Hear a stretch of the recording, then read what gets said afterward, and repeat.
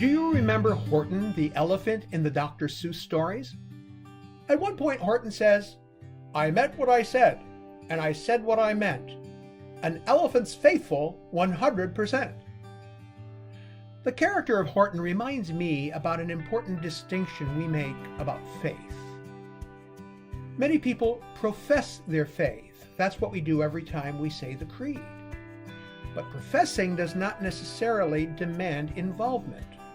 An individual can profess something but still be detached and disengaged from it.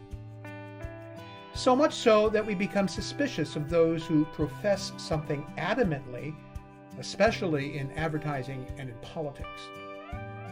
That is at least one reason why, despite considerable energies devoted to professing the faith, we have so few adherents to show for all of our efforts. Confession, on the other hand, means to speak from within, to speak in the midst of. It demands a sense of personal responsibility and involvement in the nitty-gritty dimensions of what we are confessing. In other words, it's all about walking the talk. That is perhaps the treasure offered by the youth of our day. More and more young people hold us who tend to profess things to account for the words that we use. They want us oldsters to answer the question, "Where's the beef?" when we profess our statements of faith about God.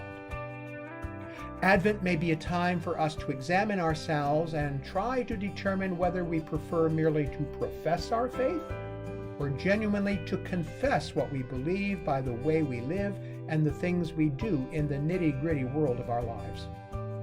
After all, that's what we hope to celebrate at Christmas. That God did not merely profess his love for us, but confessed it by sending his Son to share our lives in all of its nitty-gritty, regardless the cost.